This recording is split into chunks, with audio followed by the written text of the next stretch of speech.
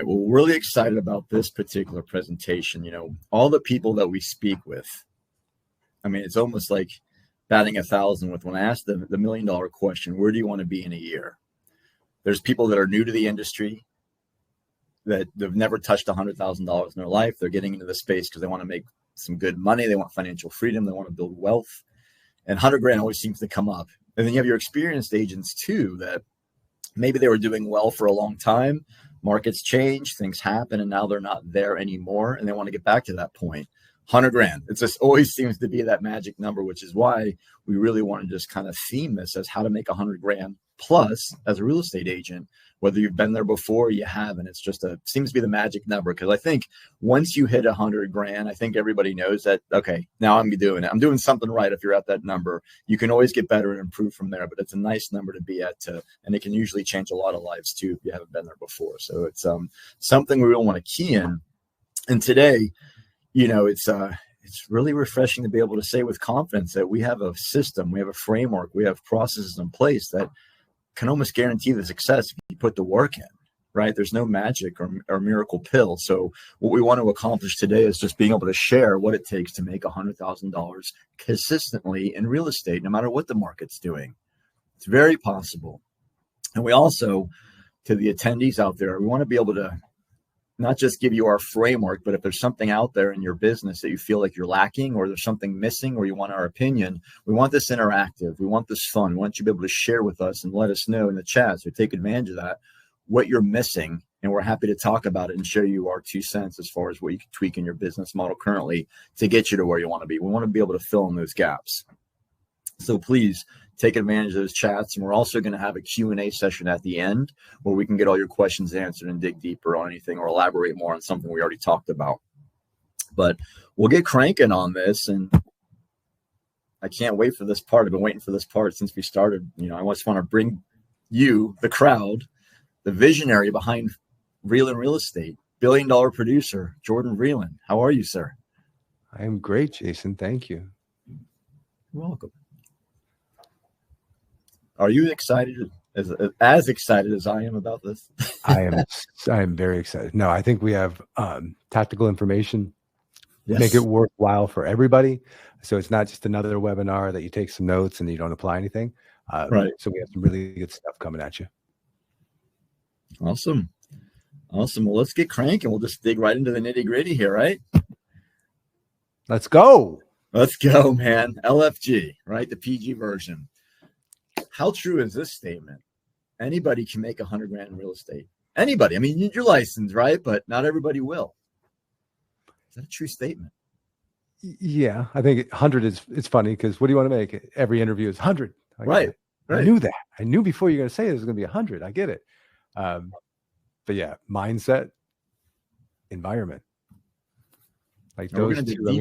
We're gonna dig those, but it sounds so cliche and silly and this, but no, it's 100% your mindset and your environment, what's around you. Right, and that's such a true statement. I can't wait to dig deeper into those two pieces. Those are both part of the foundation of what we're about to lay out.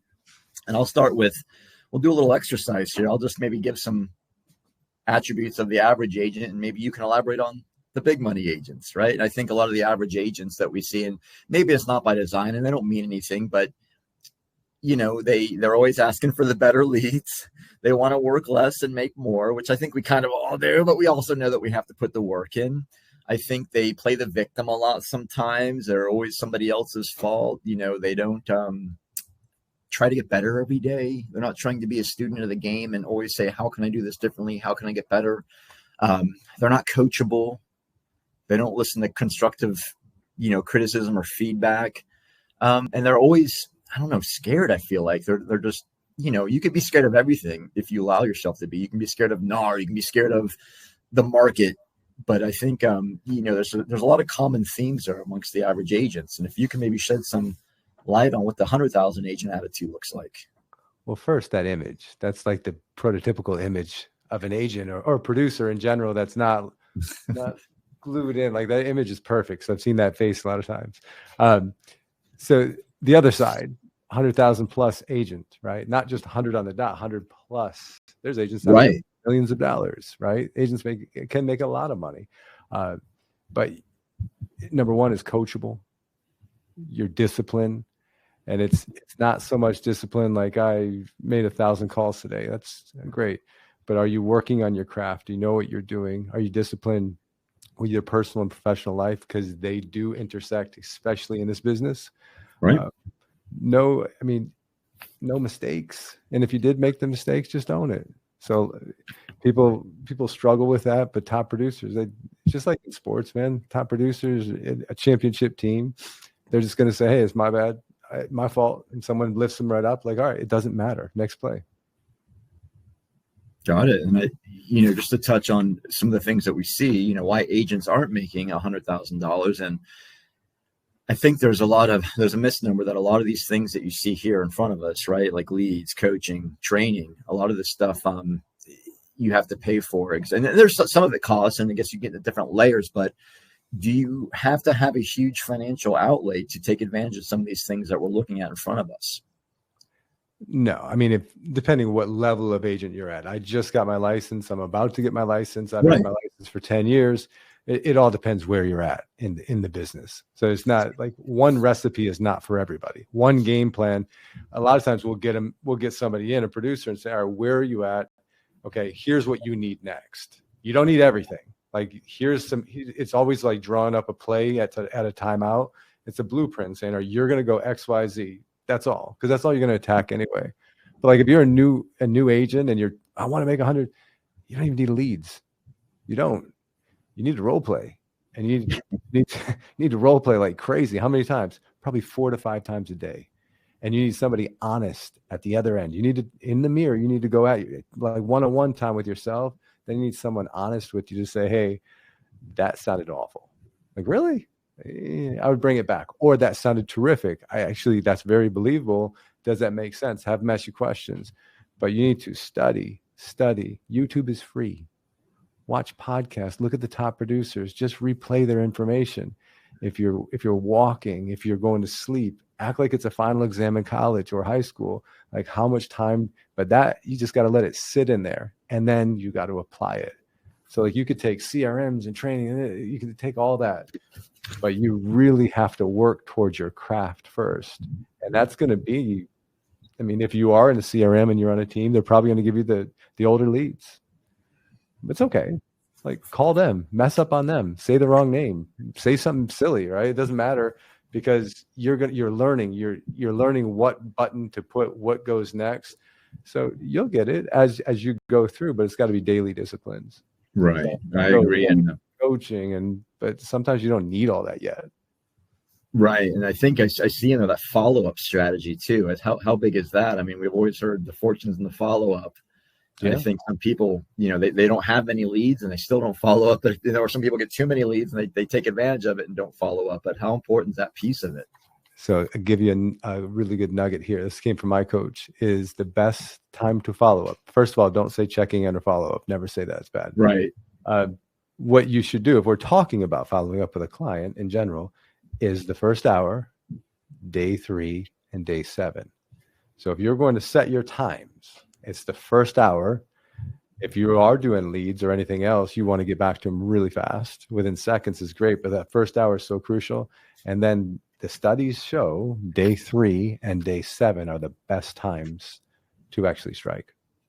Right. And then actually have a cadence of sorts, right? Not just even stopping there. And I think that's where a lot of people are missing. And, or having the coaching or being on the right team or being in the right environment, kind of like we saw earlier of, knowing this information. If you don't know it, you don't know it, right? You have to learn it somewhere, but find a way to get this information, whether it's joining the right team or exposing yourself to all the online training that's available. I think there's so much out there that people just, sometimes it's information overload. But geez, find the help. If you want it bad enough, you're going to find it, at the end of the day. It's tough, man. And hell, I've been victim of it too, right? So you go to a mastermind, you go on YouTube and you're trying to figure out this, and all of a sudden you're fixing a sink and you're coming back over, or just in real estate or whatever you're doing, you have a million different things and you're going into looking shorts and all these different things, but stay on task. Like all you have to do really is just watch one and soak it up. Make sure they're a top producer. You don't want to go with somebody at your level because they're going to tell you it's like blind leading blind, but go with somebody that's proven and vetted. So just listen to them, man. And then you could play it at 1.5 or 1.75 speed. So it goes through. If it's 30 minutes, you just knocked it out in 15 to 18 minutes. But just take it and apply it. But just do that. Don't go in and try to research everything and study it, because that's where it's too much, and there's no action after that. I think that's the buzzword. Right, that's the buzzword, man. No matter how much it's happened to me. I go to seminar, write notes, all these different speakers, and I come back and I didn't even open up my notebook. Right, and I did that for years. I got these great ideas. Yeah, I know, but what are you gonna do? So now I force myself and saying, hey, if I go and listen to the speaker, I'm gonna jot this down, this down, this down, and through a team, we are going to take these 3 things. They will help us a lot. These 3 things, we're going to act upon it. And when is it? It's right now. I'm taking this on. You here, you there. Same thing you're doing, even in this webinar. Same thing you're doing. If you see 3 things you're going to do, don't do everything. Just do those three things. If you do, it will work. Amen. And just to touch on the last couple too, the no personal driver core value. I think, what's the definition of integrity? Like doing what you do when people aren't watching, like what type of action you're taking when you're not trying to impress anybody. But it's almost also the same as, there's going to be times when you don't want to do things. Like people are going to want to see houses or talk to you when you don't feel like it. It is what it is, right? But I think it's so important that, or what separates those people that we see killing it and crushing it regularly and consistently, it's people that never figure it out. Those people have the same battles, they fight the same demons, right? But they know they don't want to do this, but they know that they have to if they want to make some money. Yeah, no CRM is, depending on how your experience level, again, you have to have CRM. The no personal drive or core value, nobody can help that. So are you a competitive person? Yeah. Were you competitive when you were 6 in a soccer game? You didn't want to lose. Cool. Carry that to when you're 56 and 46 and 66. So nobody can fix that. And time, you got to put in the time, man, to figure this out. What about that no time piece in the bottom? Isn't it weird how some of the people that don't have the business, they're struggling. We're trying to get them to get where they want to be and where we need them to be as a business as well. But they don't have time. They're always busy. How the heck are they so busy with no business? And I think you look at it, man, it's just they're scared and they don't know. When you go into real estate or any type of sales, type of 1099 position, right? Agents in general, what they do is we see it all the time is, man, I left this position or this profession to come over here. And if this doesn't work, holy cow, I can't pay my rent. I can't pay my mortgage. And even if I had a really good month and I close 5, the next month I have nothing. And then it goes back into panic. So the first thing they do is, I don't have time for anything else. So, okay, well, what are you doing? So map out your day, like a simple exercise. What time do you go to sleep? What time do you wake up? Walk me through your day. And I can dissect your day to tell you exactly how to be productive, but nobody really teaches that, right? It's just come into the office and work harder. How do I do that? Just work harder, make more calls. Right. Cool. I'd made a lot of calls. I'm working hard. I go home and work, and then if it's not working, the first thing you do is bail, right? So why was productive? That's so big, because I think everyone's busy, right? But busy doing what, $100,000 plus agents. They're never busy. They're productive. That's such a powerful word. Money-making activities, man. It's ingrained in my brain since I met you a long time ago. Look at you when you first came on, right? And then you were producing and lending, which is basically very similar. But your calendar you didn't have a calendar, so you had a lot of white space. But now, if you look to now your chief growth, I was busy though. Yeah, you were busy. I'm so busy. I'm checking my emails, right? I'm checking my emails, and everybody, hell, I did that. I would check my emails 39 times in a day for what? I got to get that one email. Like, no, you don't. But you got a time block. So you have now is no white space. So look at your emails now. Like if I look at your calendar and often share, it's just lit up like a doctor or dentist's office, but you're time blocked very well. But there's just something everybody can learn. Yeah, I never thought I would live off my calendar, but it's my saving grace now for sure. Mm-hmm. And it does increase productivity. It's amazing how it all ties together. And then the different stages of productivity. I mean, we talked about just finding that information and learning it, but that second piece, man, the act or taking the action. Yeah. So you can learn it. You can learn. You could be a lifeline learner. You could have a PhD and da da da da da da da da. But if you study, we make a joke, right? If someone's in the CRM and they're looking at a client and a lead, and they're going through it and they just read all the notes and they read them again and they're studying it. Paralysis. Yeah. Next thing is hit the button, make the call. But what? It's just a human that they're probably more nervous than you if they do pick up. Right. Just talk to them about everything else other than everything you learned. Talk about everything other than real estate. Anything but, right. Nothing. Just get to know them. Don't even go there. And at the end of that call, right, by the way. Yeah, so I saw that you were did it, but lead into it. But you have to act, meaning make the call, go to the tour. Like you have to actually, there's got to be some drive there. Yeah, and I remember because I was one of those guys that thought I had to learn everything before I even talked to anybody, and I did just sit there and analyze every single thing to the nth degree, and realize that once you kind of figure out action is the best teacher. Like you can have the fundamental stuff, but like the action's the teacher. That's where you're really going to learn. Those repetitions. Yep. So like go back to T-ball, right? I can't hit it. Well, you got to work on your swing. Oh, it's never going to work. It will work. You just got to work at it. How about like ownership and accountability? I saw this in meetings this morning. Some team members took, the discipline. They took the ownership and said, hey, you know what? I'm not hitting my metrics. I understand where the problem is. I'll commit to doing it at school, but taking the ownership, others like, it's not my fault. And, victimizing it. Like, this is, you understand what I'm going, like, okay, but nobody's attacking. So take that away, because at the end of the day, guess what? The client doesn't care. The client cares about themselves, which they should, but they're not going to care that you had a million excuses. They're going to fire you and go with somebody else. Right. Fact of life, right? And then let's just say we've learned, we put things into action. We're starting to take ownership. We're starting to get it. We're building skills. We start making money. Now it's fun, right? Now it's fun, but let's talk about the real estate roller coaster. So what happens? Like all of a sudden, I'm on top of the world, man. I just closed 4 deals this month, and now I don't have to even work anymore. Yeah, that's the bug, Jordan. Right? That's that roller coaster. They go and then they close it. They're on top of the world, and woof, they have to go down. Is that possible? Does that really happen? Yeah, it's crazy because, great for them, right? Celebrate the tiny victories. You closed 3. You didn't know you could do this. You're hitting these milestones. You're breaking through boundaries that you didn't think you could break through. So awesome job. But now is like, all right, it's the discipline daily. If you did 3, then go get another. So you you can do it. But the biggest part of this business is, unfortunately, there's no residual pay, right? It's always your next kill. It's always your next deal.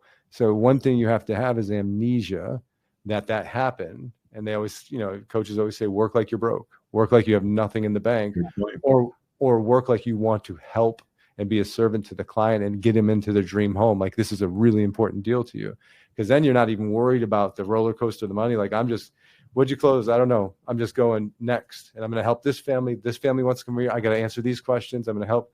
So if you just keep attacking and helping, then you breeze through that part. But a lot of people, they look at it, they close, they got excited, and then I'm going to take some time off. What do they got to do to fix that? It's our last piece of the puzzle in here. The recommit. Yeah. No, you did that. You messed up. You took ownership, right? It's not my fault. Like, okay, well, let's talk about that again. So, you have to take ownership of it. Remember, we can't get past this. So do you understand what happened? Let's go through it again. Yeah, it's my bad. I'm like, okay, no. If you admit it, right, and you owned it, let's not even talk about it anymore. So what do we do to fix it? Right. I could do, I guess tomorrow I'll come in, I won't sleep till noon, or I won't go on vacation right after. And then the next month I have nothing. Okay. Well, do you commit?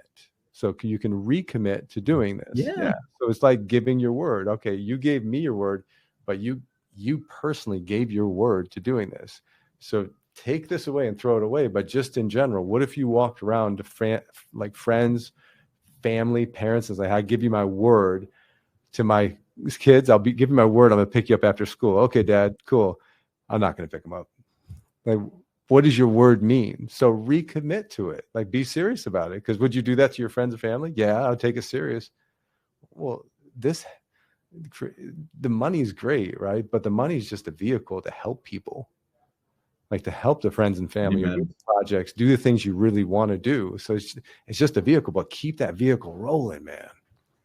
Well, it's amazing how the money starts just coming. It all starts coming together when you just stop thinking about it so hard about the money piece and just focus on being the servant and just putting in the work and just doing it and providing a very high level of service. That's the rewarding part. And that's amazing how the money just starts to follow up. But so I got to the point where I made some money and I'm killing it. But now I'm kind of like I'm taking some time off. But they establish and they know what to do to get there because they just went through it. They just went through the steps to learn more and to take action and start building up some business. But how come it's such a struggle to recommit sometimes? Why do so many people you think fail in that phase or never get to where they were? There's like a flash in the pan. It's tough. I mean, if you think about it, most agents that I've seen, right, that are on our team, they're wonderful, or were on our team and no longer. You're 1099, so you're working on your living room or you're logging in through Zoom, but who's coaching you? Who's talking to you? Who's time blocking with you to see what's next? Nobody. So a lot of time we do here, I know for a fact we do. We're doing it all day long. I don't know if it's anybody's fault. They just don't know the game plan, right? They don't know the blueprint to follow. But if you hatch that, what do I on Monday? Well, do it Tuesday, do it Wednesday, and Saturday and Sunday. I hear you, man. I didn't make the rules. This has been this way since I started. I don't like it either sometimes. Now, if you're overworking, you close 5, you're overworking yourself, then you may have to block out some time, right? Go for a 1 day or 2 day. Make sure you have coverage on your pipeline. But don't go for a 14-day, vacation and come back because guess where your pipeline is? Right. Didn't do it. All the clients left you. They went with somebody else. Right. Well, let me ask you on that note. Like, obviously, we all work to for a reason. We all have our whys. Sometimes it's healthy to detach, right, and get your mind clear. But how do you manage how can you be like a top producing agent in a sales environment, even other industries for that matter, and not take any time off and still keep your head right? I mean, is it manageable, or is there ways in place for people? Because we've seen it, right, where people obviously take vacation and they haven't missed a beat. What are they doing differently when they're taking their time off? I mean, you're connected, right? Your phone, your iPad. So a lot of this with the technology is beautiful. When I started, you didn't have any of that, right? You barely had a cell phone. So now it's a lot easier. You want to get into a team environment. So someone has your back. If you did go to Disney or if you went somewhere for 3 or 4 days, then you don't have to, you can spend the time with loved ones and do things, right, without looking over your shoulder all the time. If a call came in, could you answer it? Possibly, yeah, you're driving, you could probably answer that, or wherever you are. But make sure the team review it like you're running a business, because you are. Absolutely. Do it with your team. Hey, here's my best deals. Here's what I have. Can you oversee and watch that? I mean, you can have an ISA, which is highly recommended. I mean, we wouldn't be where we are without our Eagle team, our ISA team, but have them watching it, because a lot of the questions are pretty much repetitive questions. Right. If they want to go see, then did you talk with agents on the team that could actually go and run out there for you? And guess what? When they go away, or vice versa, you'd have to cover for them. They cover for you. It's reciprocal. Great. Yeah, Ubuntu. Right. 10-4. And like the philosophies, we talked a lot about the action piece and how important that is. How about like just the proven strategy, like a proven strategy or processes? How important is that to have in place in this space? Do you fly by the seat of your pants, or do you kind of run the same play every day? I mean, we're always adapting, right? Things are changing. August 17th, things changed. Is that major? No, because in other businesses, we've seen that already, right? So you have to have another form. You're going to have to change up your consultation to them. Okay. So it just makes you act a little more professional, and you have to study before you do it. You can't just run around. Great. That's what we should be doing, right? We should be literally working on our craft. But the daily routine and what you should do, yeah, it's going to be very similar every single day. And that's good. A lot of people like the structure. I do. I know I want to know what's coming instead of walking in bombs going off. And what are we doing? We're running. And there's I've heard the quote that change is inevitable, right? And I think we've seen it a million times over in the last few years, it feels like. And you've been in the space a really long time. So how many times you've seen the just changes in different dynamics of the markets? But, change is inevitable. The only thing that remains, change is inevitable. The only thing that remains the same, is that there's going to be change, right? It's like, how do you adapt to that? Like, how do you keep up with the times and remain unbreakable in times where there's all this adversity coming at you? It's like, I mean, sometimes you have some news, preparation time. Sometimes you don't as much. But can you kind of elaborate on that? If you're just like a single producer, or if you're on a team or running a team, there's different ways, right? Right. You want to stay abreast of the information coming at you. If anything's changing, where there's disclosure changes or process changes with how business is being done, you want to know about it. Well, what if I don't know that much about it? YouTube, Google it, look at top producers, watch what they're saying. They're regurgitating the information. Right. And if you are producing and you're hitting at a pretty good level, have a coach. For the love of God, have a coach. One thing I wish I would have done a long time ago was hired my coach, right? Because it's not so much the coach, it's the people he knows and the people he puts me in contact with. And now I'm having conversations where normally I would have tripped and fell 14 times, 15 times in a row. They may say, hey, man, just do this. Oh, my God, that's a great idea. Like, I know. So those are the things I would probably look to, as opposed to just waiting for it to happen. I've had success, and I've had a lot of failures, but I've had success by sort of reading what's coming and then making the adjustments before it happens. But through my relationships, that's helped a lot. Yeah, I saw that you either have to one of two things must change: your activity levels, or your activity itself, or your goals. But if you want to keep that same goal and you're not changing your activity or what you're doing or your actual level of, or both activity and your actual what you're actually doing, it could be a long road. If you could touch on the coaching thing a little bit more. Like, I know it's funny because some people don't even think of that piece, or once you get a certain level of success, they think, I know it all already, right? Difference between average agent versus the $100,000 agent, right. And I saw a quote the other day too. It said something to the effect of, if you think you don't need a coach, you're really an amateur. It kind of hit me. I'm like, wow. Then I realized, I'm like, wow, Jordan, actually, you have a coach. Even you've talked about everybody having that certain level. So one, you have to pay for a coach. Ooh, yeah. Or can you find free coaching? You get to a point where obviously you're going to hire a pro that's better than you or higher in the space, but can you talk on the levels? Yeah. I mean, first you should have a coach, nutrition, fitness, depending on what the income's coming in. But look at the most successful athletes or CEOs. They have them, right? And a coach isn't for someone to tell you what to do, when to do it. Well, I know how to do X, Y, Z. I understand, but you need the accountability. And don't tell me you don't, because everybody needs it. I wouldn't hire a coach because I could figure this out. I'm a top producer. I do well. I'm good. People listen to me. I got some trophies, but I couldn't expand. And the other issue is I could be a top producer, but I can't influence and help others. And what's really, you can make the money, but when you help others and they hit their goals and they buy their house and they go on that dream vacation and they buy the car, or they help a family member that's in need, and then they're in tears, like, that hits home a lot better than the money. So keep in mind, that's a vehicle. And then levels of coaching is a lot of the podcasts I'm on or webinars. And these guys that are mega coaches. They'll laugh and just say, I gave you all the stuff. Like, look at the topic, watch my videos. I'm going to say the same thing to you right now. Just look at my videos, break it down, same thing, take two things, apply it. Don't do my whole thing. Take two things, just apply those two things, and you just got it for free. It's powerful.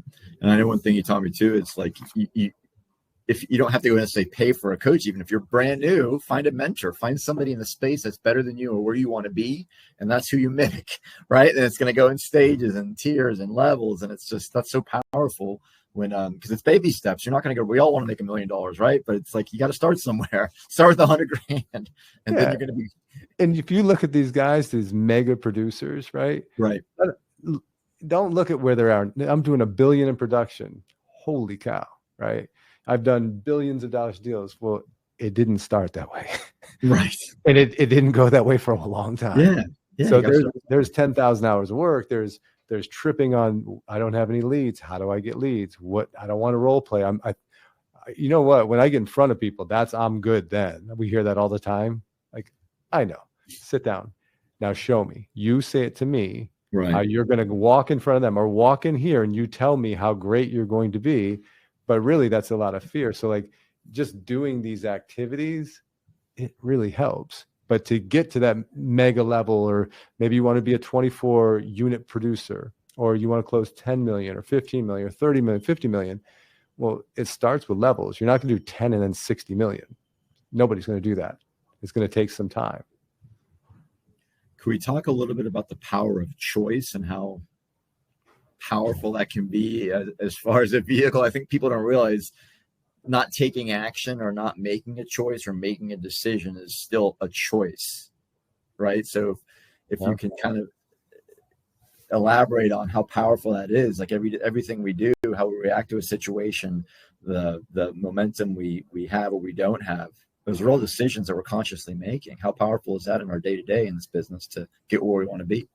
Well, think about it. You have a checklist. You can decide to check through those things and get rid of them and close the loops. Like Dan Martell, he would say open loops.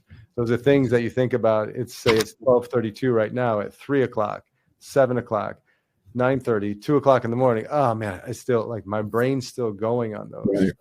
If it's 2 minutes or less and you could knock it out, you don't have to give it to somebody else.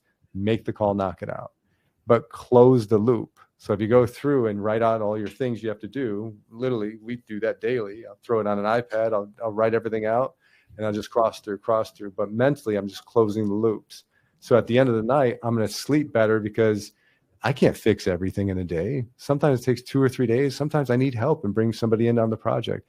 But if I can say, all right, close that, open this up, we're going to work a project together on this issue. It helps so much more just to make the choice to do it rather than keep looking at it. And my choice was to procrastinate. Got it. Now let's maybe dig deeper on the mindset piece. Now I know we've been kind of touching on it, but right, let's even go deeper. How impactful that can be with just your perceptions. I mean, I think Tony Robbins said 8% of a salesperson's success legitimately is dictated by the mindset they have every day, no matter what industry you're in. The 20% is everything else, but 80% is mindset, just how you approach your day. I would say, I mean, I always go to athletics, right? But go to YouTube, watch any team that won a national championship, whether it's whatever sport you like, doesn't really matter. They're always going to give credit to each other and they're going to say, man, we were in rhythm. Like we were one band, one sound. And I could ask them, even if you didn't play and he was a great person, he came back over, he hyped up the team, but every day people were upbeat and positive. So they didn't come, oh, yeah, today's going to suck. I hope we do this. And I tried really hard. Okay, well, you're saying words. Right. Using words. So you whatever comes out, or if you're scuffing or whatever you're doing, if that comes out, it's going to affect your mindset. And literally, you just affected everybody around you. Bringing them down, right? So I'd say like and that's almost contagious either way, right? Positive or negative. Yeah, positive, you're bringing people up. So, you don't know what everybody's going through something. And there's something personally they're going through. But if you came in and like whatever you're going through, when you walk through those doors or you go on Zoom with the team, act like nothing's happening. But sometimes that's your escape. Right. Like, what's up, Jason? How you doing? Hey, we're going to get after it today. When we go on Zoom in the morning at 8 o'clock, we'll make people sing. I think anybody wants to sing, and we'll joke around like sing Do Re Mi, sing your favorite song. And then some people get into it, start singing. We know you just woke up. But I want to do that because we're about to call clients. And if you get on there like, hello, oh man, today, guess what? Like, no, get in there with your team, get joking around, make it silly, make it funny. Cause now you're smiling, right? Oxygen's to your brain. Now you're going to go. Hard not to. You feel like a fool. Yep. What's this statement mean to you? Indecision, inconsistency, and incompetence cost you more than you think. Do you think people are even consciously thinking about those things? Or do you have to go out of your way to make it not happen? mean, you don't know what you don't know. So I can defend, real estate agents or anybody in a space that's self-employed, 1099 in sales in general. As indecision, you don't know what the heck to do unless you have great guidance, coaching, unless you have a blueprint. Indecision can affect anybody. Inconsistency, I don't know. I mean, that's more of a personal thing. Like, you have to be consistent, man. Right. And that's walking your dog. That's with your kids, with work. That's with anything. You have to be consistent doing that to build trust and confidence. That's just speaks for itself. Amen. Let's talk about some of the habits of top producers. I know one thing that was big, we've talked about at length, is just how important it is to just do some of the hardest things of your day early on and what that does for you for the rest of your day. And we can talk about a few topics, obviously, but just kind of attacking the worst part of your day first, or doing something very hard first thing when you wake up. What's that do for you? Let me ask you the question, Jason. Whoa, you're reversing on me. So I've asked you for years, and you played college sports, right? College football. But you would come into work and it'd be 8:02, and you're running in, and then 8:15. Yeah, you're running in. You're like, I'm ready. Like, okay, well, if you just call the timeout, like, just get up earlier, man. But go work out, go for a run, get something going. But go to sleep faster. So go to sleep early, get up earlier, and then it helps. But if you can go, like, how did it change you? Oh, man, I didn't you're gonna do that to me. Well, it changed a lot. It changed when it's funny. You speak about the roller coaster we talked about earlier. It's not just of real estate, but of life, right? So you did have college athletics where you would get up at 5 a.m. to work out before you went to school at 8 a.m. or classes, and then go back to practice. And you had this routine and this regimen that we didn't know any better at the time, but how much it helped us succeed at what we were doing, balancing school, work life, being a young person in life in general, and doing athletics at a high level. It's but then all of a sudden it goes away. When you're in the real world, we forget what got us there, and you would always preach that about how important it would be to wake up and just get after it, knowing your morning. And I'd always fight you, and I'd say, well, at least I'm doing it in the afternoon, once or twice in the week, It took a while. And even after watching, I mean, you look at any top performer, right? Whether it's a CEO of any business, a business owner, top performing athletes, they all have the same routine in the morning. They own the morning. They get up and do something tough. And it's just the rest of your day is so much easier once you accomplish that. And like having a crappy call or getting somebody to tell you to go to hell or having a deal fall apart, it happens. It's part of the business. I just kicked my own butt this morning, so that's nothing. My hard part's over with. Hey, I mean, obviously, I'm a firm believer in that. I've preached it, coached it for a long time. But try, if you don't work, I don't work out. Okay, well, walk. You can walk, right? Yeah. So get oxygen to your brain. Just move forward, and then you'll say, "Well, I can work. This is easy." Like, okay, run. Don't run a lot. So walk, run, and then build it. But get to a point where it starts to exhaust you a bit. Because now your brain's really going, you're thinking, and you're most creative in the morning. So you're sleeping through your most creative part of your day. Great point. In the morning, get your brain up, oxygen, drink water, get electrolytes in you, get clean, fresh, right? And then go. And whether it's CrossFit, whether it's running, whether it's a really good workout at the gym, whether you have a home gym, after that, if you really want to go for a cold plunge. I've been doing that, and I hate it. I was just going to bring that up, man. 9 minutes of my life, and every day I regret it. But after I do it, I'm like, this is great. Everybody should try it. But every day it's awful. So now during the day at 9:15, and someone says, "Hey, got a minute? I got this problem." So whatever your problem is, it's what I battled with myself. It's not a cold plunge. It's not a cold plunge. Or it's not this hard workout where I was exhausted. I was laying down on the gym floor, but it's not that, right? Right. I can go through, and then I can attack these issues, and I could be in a better space mentally. Like, okay, what you got? So now I'm alert. I'm better served for my team. Consistency is such a biggie. Yeah. How powerful is that? I mean, it's what we've been talking about a lot on this in general. Is just if you're not consistent, if you can't commit to something, then why are we talking? So the issue is not anything. The issue is not the business. It's not this. It's not that. It's not. The issue is you. but you have to like own it. And it's not hard. Just come back tomorrow and do the same thing you did before. As long as you're on a good team and they have a proven blueprint, make sure if you're joining a team, look at their stats. Do they close deals? Look at the person that's coaching you. Do they know what they're doing? Did they do this in 1974? Probably not great for right now, but are they putting up numbers right now? Are they successful? If they are, it's working. So just do what they're doing. Yeah, consistency and good habits certainly goes a long way. And I think some people just don't ever figure that piece out. Like, it's a common denominator. Look at even on our team, the top performers, they're just putting in consistent effort. And they're not the best. It's funny how many people we talk to that are like, they sound amazing. Like, they have that energy. Like, this person's going to be an absolute killer. Yep. And you have somebody that maybe is half as charming, half as charismatic that comes in, but they just grind every single day. They put in the work every single day. Their consistency is borderline maniacal, but they end up doing a lot more business. And the other person kind of has like a flash in the pan. If even they get to that flash, sometimes they fizzle out before they even start because they don't want to take the action. And think about what you said earlier. So you had to wake up and work out. Then you went to class. You had to come back and work out. Then you took a nap. And then but look how time blocked your day is in college or high school just because you had to do it. People are telling you hated it, right? You love the nap part, but you hated everything else. I did too. So now if you think about it, so why at 32? Why at 26? Why at 46? Why at 62? Why did I let go of the stuff that made me the most productive? So why don't I just carry that on at 21 or 27, whatever age you are?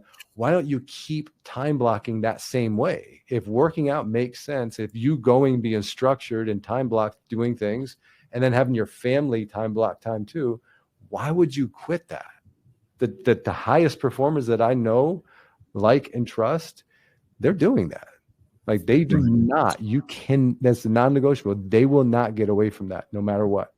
I was just going to actually say non-negotiable. What are your non-negotiables? That was exactly where I was going. Non-negotiables, no excuses, right?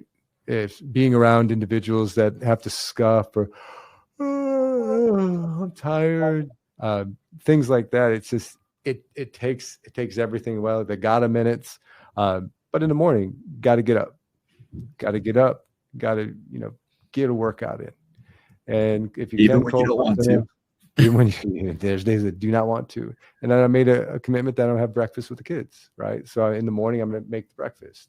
So I did it where I'm committed to not drinking anymore. So I went to a mastermind and said, I looked at the highest performers, and I stopped drinking. Not that they had big issues. They just said, what I gained from doing that? Nothing. I felt like crap the next day. So why are you doing it? Yep. I don't know why I'm doing it. And why do you go to bed at 11 o'clock? Why do you go to bed at 2 o'clock in the morning and watch Netflix for nothing? Like, I don't know. That doesn't make any sense either. All right, here's the best performers. Here's what their day looks like. So owning the morning, and I always post on that. But if I don't do that, like, I'm miserable during the day, or my team's miserable that I'm around them. Gotcha. I might get a little grouchy. I'm not sure. Sometimes, right? Yeah. Happens to the best of us. Don't feel bad. Why do you think people negotiate with themselves so much? It's easy. Why not? Easy. I would say yes to myself. Here's the cookies. Have a drink. Like, sleep in. Hell yeah. I believe you. That's funny. And your perceptions, your reality. Let's talk about just some of the market stuff that we see. And it's funny because some people are so scared of all the changes that are happening, and God forbid. And they were scared when interest rates were going through the roof, and they were scared when, this happens or that happens. And some people just always seem to see opportunity. Yep. And I'm a firm believer there's opportunity or challenges with every single market, no matter what market we're in. You just got to be the one that kind of just, okay, where's our opportunity? That's what we're going to focus on. Yep. Think about it. We have a real estate company, right? I'm not personally an agent. We have wonderful agents on the team. We have mortgage, right? And then we have title. But you could look at mortgage in general. There's been things thrown at mortgage lenders year after year after year that regulations, the process made it so much more difficult. Some things make no sense whatsoever. Some things are actually better that CFPB did do that, right? So real estate in a VBA, and like, okay, you'll be okay. Like the other businesses that we've seen, what they had to go through. Look at the appraisal industry. You used to be able to call the appraiser, go out there and do it. And then now you can't. That changed a while ago. Now you have to go through an AMC, and they have to make sure go through a panel. and it picks an appraiser. So like, was that a bad change? No, I don't think so. But these are just things that you're going to deal with no matter what. And okay, well, this is coming down. This is the new play. So we're all going to have to deal with this, right? Cool. Well, how do we do it? Let's role play it. Let's talk about it. Let's get through it. Everybody's going to have to do it. So I could look at it as this monster task and, run away from it, or just hit it head on, right? You're going to have to deal with it. It's life. Yeah. Okay. You know what I had to do this morning? This is easy. It's a darn cold plunge. Still not there, but I envy you. I don't envy you. I'm amazed by you doing that. I don't want to do it yet, but I'll get there one day. Put my foot in. All right. We talked so much about mindset. Maybe a little bit more about the just the technical foundation then, because like the mindset, obviously, this Tony Robbins at 80%, right? That's everything. It's going to set the tone for your day and your non-negotiables. But what about maybe some of just the actual fundamental processes, right? Because what do you do with a lead? How do you convert from the beginning of that buying cycle towards the end? Can you maybe touch a little bit about just these processes and how you refined all this stuff over the years? Because you've been doing it at a high level for a long time, and there's just a plethora of processes that we have to work with which make us good, right? They're the things, if we run the play, we seem to have a lot of success. So can you touch on that piece a little? Yeah, I mean, this could go very deep, so I'll try to do surface. Right, yeah. This could be a whole webinar in itself, or 17 webinars. Noted. Creating leads is just giving the buyer a great experience, right? Putting them on a pedestal and answering their questions and serving the client. Converting, so that's the creating part, because if they like your experience, they're going to refer somebody else. Ask for the referral. Like literally ask for the referral. We just did a whole training on this. A lot of times we're terrified to ask for the referral, or we'll say, here's my cards. And if we can touch on the creating piece, I think so many people that I talk to, like, I just want to talk to more people. I want to be in front of more people. And I get it. And, we're blessed to have a pretty healthy marketing budget, but it didn't just happen overnight. You had to get to that point in your career where you could do that. But in the beginning, how do I get leads? I mean, do you have to pay for them? Are there other options out there? No, there are groups right now in my mastermind. There are groups right now that don't do leads, and they do monster production, but they utilize their relationships. They talk to them. They ask for the referral. They communicate with them. If the client says, "Hey, I'm getting married next month," they're like, "Oh, cool. Okay, well, next month, did you reach out to him? Man, I'm so happy for you. Did you build a relationship?" And you could do that in a CRM. You could text them, right? But are you building? You're like planting your seeds, right? You're putting them around, and you don't know when they'll need you, but you got to communicate to people and be nice to them. You normally should do that. But if you don't have a monster budget and doing leads and everything else, a lot of people. Facebook is your friend, Instagram, TikTok, whatever you're on, there's a lot of friends on there, and guaranteed, because you're going to get mad when you see this, is I bought a house and they got big smiley face and they're all happy in front of the house. Like, why didn't you tell me? Okay, well, whose fault is it? Right. Were you sending emails out to everybody, letting them know what you do, right? Were you sending some motivational quotes? Were you talking to your database? Because you don't need leads to do that. That's the fortune of the follow-up, right? Gold in the old, you can go through 1,000 acronyms. Yep. And what about the piece of, regards to the leads? Can you elaborate on we've always heard this, I need better leads, or I need more leads. Does more leads equal more sales? Yeah, I love the better leads. Okay, coming right up. Zillow, Realtor.com, whoever, Google, give me some good ones. They think it's like a button we push and like we're controlling it. Like we don't know what the next lead will be. It could be bad. It could be a bad number. I'm still on lead flow. I answered the phone this morning. I went outbound and called so I can go with the team, right? And there was 4 or 5 bad numbers. Okay, next. And then there was a couple that said, yeah, I like the place. I probably want to make an offer. Cool, let's make the offer. You don't know what you're getting. And you never do. You're going to get on the phone. You're going to build monster rapport so they like you. If you just get on the phone and just go right to it, what do you want? 3-bedroom, 2-bath, 1,500 square foot. Cool. So I'll send them to you. Wonderful. That's what there's 90% of agents that don't make it and 10% that do. The 10% that do build monster rapport. The 90%, they take an order like they're at Chipotle and they say, all right, I'll send it out to you. Well, do you think that you're the only one doing that? If 90% of the agents do that, do you think it's a good strategy? I would probably go with the other side. I would do what the 10% is doing. Call me when you're ready. We'll kill you. Let me know. Call me when you're ready. Another one is let me know when you see something. Right. It's like when I see something. So you see something every day. Advisor, should I let you know when I find a home that you're supposed to find for me? That's what you want me to do? And that's it. In some of those questions, it's just they don't know what to say, man. Like for the agent that's doing that, they have we'll ask, like, do you think that was a good thing? Like if you go to the restaurant and you ask something to the chef, like it wouldn't make any sense that I said that, right? Because he wouldn't say, well, get in here and cook it up. I'm like, don't have a seat. And he's like, okay, no, I don't want to do that. I'm paying you. So just be careful what you're saying to them, because I wouldn't ask those questions. And that kind of goes on to like just how the different levels of conversion are, because just getting the leads one thing, but then getting them to talk to you is another, then getting them to go and look at a home, right? Like how important is all the different layers of being good at each step? Because then once you get them under offer, do you still have to convert them to get to a contract? And once you get them under contract, you have to convert them to close ever? Yeah, touch on that a little? Yeah, when you like a place, okay, you like a place, cool. You think they're not nervous? You think they're not terrified?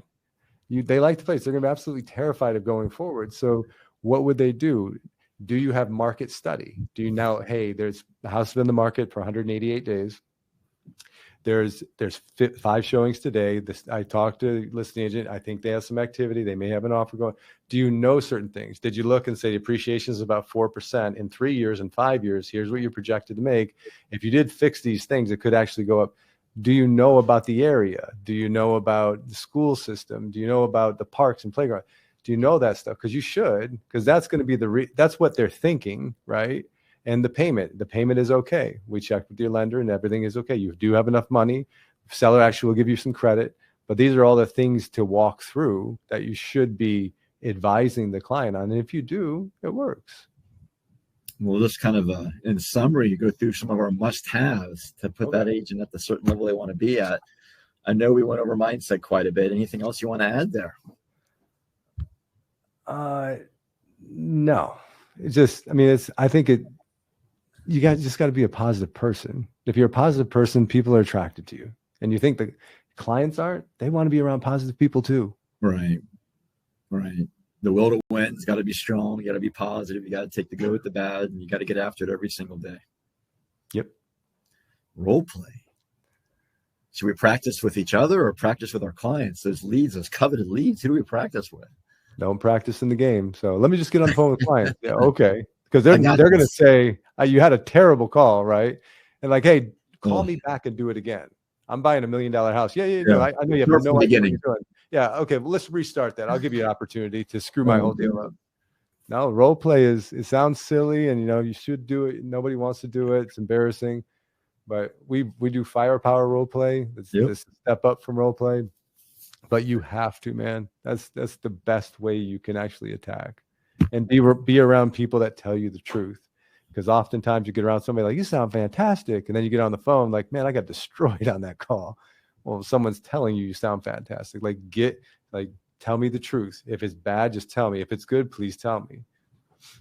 In education, like, why does Tom Brady watch game film? He's the best quarterback ever, arguably, right? Why would he do that every? Why does Shaq work on his free throws? Granted, he wasn't the best free throw shooter, but Yeah, and I think it was Peyton Manning that he put on an addition to his house to watch Ray Lewis. Like it was just a film room. And for 5 to 7 years, he only watched him as a linebacker because he was the best. So he watched everything he did. It's like, I can figure out you are the best. If I can figure out, if you look left, look right, what happens? If I can see that, then I can take everybody else down. So if he was arguably one of the best quarterbacks ever, and he's watching more film and studying more than everyone else, that's why he's great. People are more talented, right? They're more gifted, but the one that puts in the work and perfects their craft, it beats talent. Amen. I agree. And we touched on follow-up quite a bit as well, in the cadence and the prospecting. Anything else you want to elaborate there? No. We hit it pretty well. I agree. And then the last piece, I think this one we could touch on a little bit, just the, what's your objective when you get somebody on the phone? We see so many times where people, we touch a little bit about, hey, let me know when you see something, or let me know when you're ready. But What's your end game when you're on the phone or in front of somebody? What should be your non-negotiables before you leave with them or before you get off the phone? Do you want to go on a tour?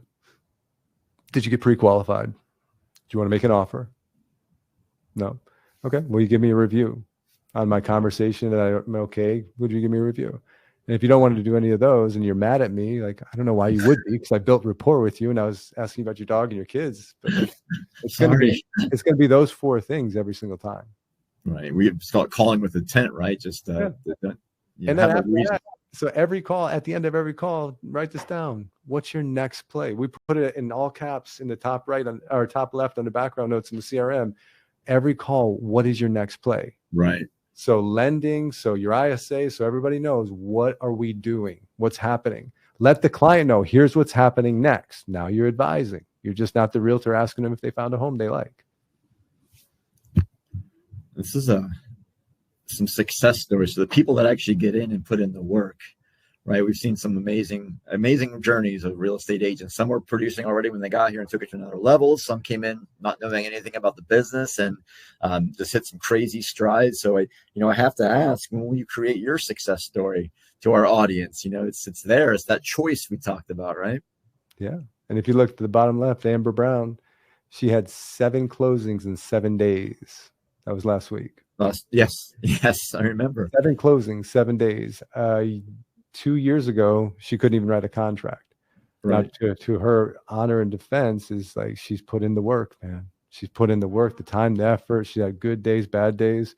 But that was just in the last 7 days. Is she having a monster year? Of course she is. Now she's a team lead. Yeah, it's an amazing journey to be part of some of these success stories, right? It's pretty awesome. One thing, I don't know if you have any closing notes, Jordan. We want anybody that's out there that if you have anything that you want us to elaborate on, if you want us to go over anything, any questions whatsoever, please take advantage of that chat.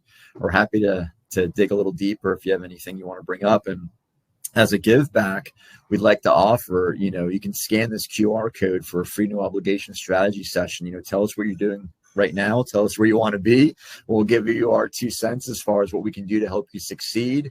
I'm always happy to talk shop and get together with like minds and see how we can help each other. But we want to make sure we're offering something to give back. If we didn't hit something, if you want to address it privately instead of in chat, that's okay. Scan the QR code. You'll be able to schedule a quick 30-minute call or however long you need for us to be able to help you take your business to the next level. And if you don't scan, or if you don't ask the question here, scan it, just ask the questions. I was on a coaching call yesterday and said a lot of things that my coach told me is like, you're coachable and you ask questions. Like you have to, but that's one of the reasons that it's helped me. But you think I wanted to? Like, hell no. There's some Zooms I don't ask anything. I just sit there because they're doing monster production. There's other Zooms I take over. But I always ask the question, even if it's in private. Scan the code. Just say, hey, I have a couple questions, man. We're here for you. I agree. You're not gonna get better if you don't put forth the effort there and try to find the answers and find the people that can help you. It helps out there, and that's what's pretty awesome about the space. Well, that's all I have. If anybody has anything, we'll give it another couple seconds here before I close down. And you can go to our website too. We're all over social media. You can check us out on Instagram, TikTok, YouTube, Facebook, LinkedIn, all the social networks. You can look for Vreeland Real Estate. All right. We'll end with that. Thanks, Jordan. Great job, Jason. See you guys. Great job as well. Bye, guys.